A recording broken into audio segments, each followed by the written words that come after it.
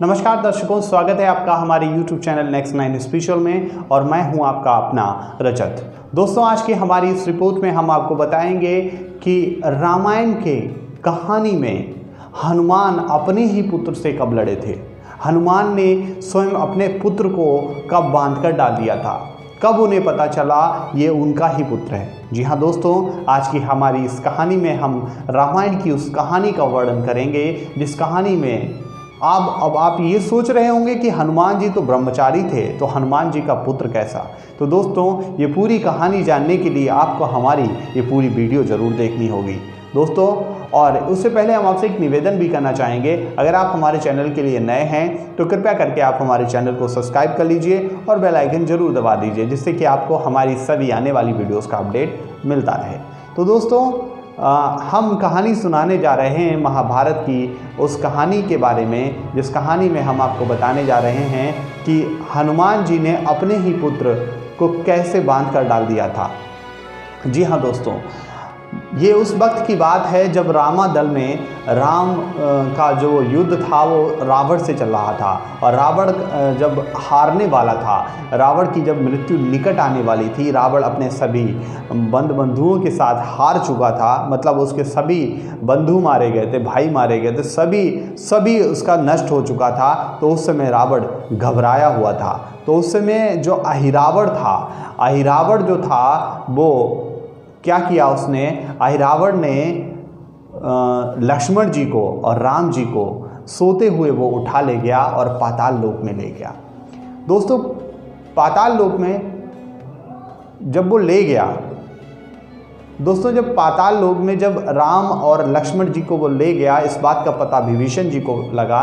तो विभीषण जी ने हनुमान जी से कहा कि आप जाओ और भगवान राम और लक्ष्मण जी को वहाँ सर लेकर आओ। दोस्तों, फिर उसके बाद हनुमान जी चल देते हैं और पाताल लोक पहुँचते हैं। वहाँ पर घटोत्कच नाम का जो राक्षस था वो पहरेदार था। तो वो राक्षस हनुमान जी को आगे नहीं बढ़ने दे रहा था। उस राक्षस से घमासान युद्ध हुआ। राक्षस से बहुत देर तक युद्ध चला, कभी हनुमान जी ऊपर तो कभी वो राक्षस ऊपर, ये ऐसे ही तमाम ये युद्ध चलता रहा। लेकिन अंत में विजयी हनुमान जी की हुई। हनुमान जी ने उसके ही बाल से उसको जकड़ कर गेट पर बांध दिया। तो अंदर जाते हुए उसने पूछा, हनुमान जी ने पूछा कि तुम कौन हो और तुम मुझे कैसे तुम्हारे अंदर इतनी शक्ति है। तो घटोत्कच ने बताया कि मैं हनुमान जी का पुत्र हूँ और मेरे पिता का नाम हनुमान है। तो हनुमान ने कहा कि मैं ही हनुमान हूँ और मैं तो बाल ब्रह्मचारी हूँ, मेरे आप कैसे पुत्र हो सकते हैं। तो उसने फिर वो कहानी सुनाई कि जब आप लंका जा रहे थे माता सीता की खोज करने के लिए, तब आपका जो एक बूंद पसीना था वो समुद्र में टपक कर एक मछली के मुख में चला गया था और उस मछली के गर्भ से मैं पैदा हुआ हूँ। और उस मछली के रावण के एक सैनिक ने पकड़ लिया था और उसका जब चीरा लगाया गया तब मैं वहाँ पर निकला। और उसके बाद उसी सैनिक ने, जब मैं बालिक हो गया तब मुझे ये सारी कथा सुनाई। तो मैं हनुमान जी का पुत्र, मतलब आपका ही पुत्र हूँ। तो दोस्तों, फिर ये कहानी हनुमान जी समझ गए और उसके बाद फिर हनुमान जी अंदर गए। अहिरावण से बहुत देर तक उनका युद्ध हुआ।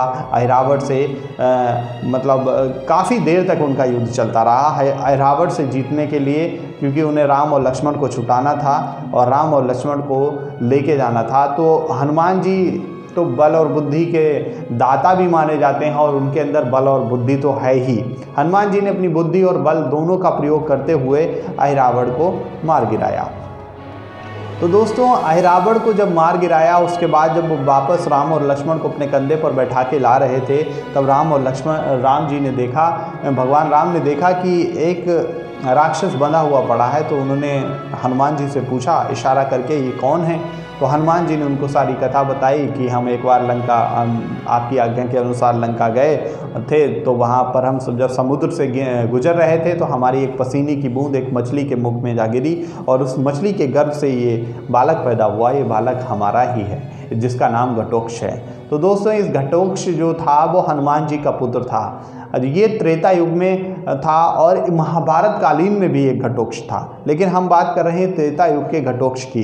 तो फिर श्री राम ने क्या किया, उसका वहीं पे पाताल लोक का उसको राजा बना दिया, उसका राज्याभिषेक किया, उसको पाताल लोक की गद्दी पर बिठा दिया और वो वहाँ पर राज करने लगा। वहाँ पर धर्म की स्थापना हो गई और वो वहाँ पर राज करने लगा। तो दोस्तों फिर उसके बाद हनुमान जी थे, वो राम और लक्ष्मण को लेकर आए और उसके बाद फिर रामादल में खुशी की लहर उठ गई। और उसके बाद फिर क्या हुआ, दशहरे के दिन रावण का भी अंत हो जाता है, क्योंकि उससे पहले सभी तमाम योद्धा मारे गए थे। विभीषण ने रावण की मृत्यु कैसे होगी, इन तमाम चीज़ों के बारे में श्री राम को बताया और राम जी ने अंत में उस रावण का वध कर दिया, जो बलशाली था, जो बुद्धिमान था, लेकिन अपने अहंकार के कारण अपना सारा विवेक खो चुका था, सारी बुद्धि खो चुका था। और ये बात जानते हुए भी कि उसका सामना स्वयं भगवान विष्णु से हुआ है,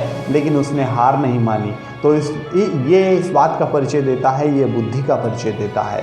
और जब रावण का अंतिम समय आया, उस समय भगवान राम ने कहा लक्ष्मण से कि जाओ इतने बुद्धिमान व्यक्ति से कुछ शिक्षा लेकर आओ। तो जब लक्ष्मण जी जब गए तो उनके पैरों की तरफ खड़े हो गए, मतलब उनके मुख की तरफ खड़े हो गए। तो रावण ने कहा कि सबसे पहले तो आपको यही ज्ञान लेना है कि कभी भी शिक्षा लेनी है तो आप गुरु के पैरों में खड़े होइए, गुरु के पैरों में अपना स्थान बनाइए, तभी आपको शिक्षा मिलेगी और तभी वो आपकी शिक्षा कारगर होगी। तो फिर लक्ष्मण जी रावण के पैरों में खड़े होकर उन्होंने रावण की कुछ बताई गई बातों को अपने जीवन में उतारा। तो दोस्तों ये थी रामायण की कुछ अनसुलझी कहानी, जो बहुत ही कम सुनने को मिलती है, बहुत ही कम पढ़ने को मिलती है। दोस्तों ऐसी ही तमाम हम वीडियोस लेकर आते रहते हैं, रामायण से जुड़ी, महाभारत से जुड़ी तमाम चीज़ों के बारे में चर्चा करते रहते हैं और ऐसे ही चर्चा करते रहेंगे। और आप हमारी चैनल को देखते रहिए, आप हमारी वीडियोस को देखते रहिए। और अगर आपको हमारी ये वाली वीडियो पसंद आई हो तो कम से कम शेयर तो कर ही दीजिए। दोस्तों अगर आप हमारी वीडियो को शेयर करते हैं तो हमें प्रोत्साहन मिलता है, हम और भी बेटर करने का प्रयास करते हैं। तो दोस्तों मुलाकात होगी आपसे हमारी अगली वीडियो में, तब तक के लिए मैं रजत आपसे विदा लेता हूँ। नमस्कार, धन्यवाद।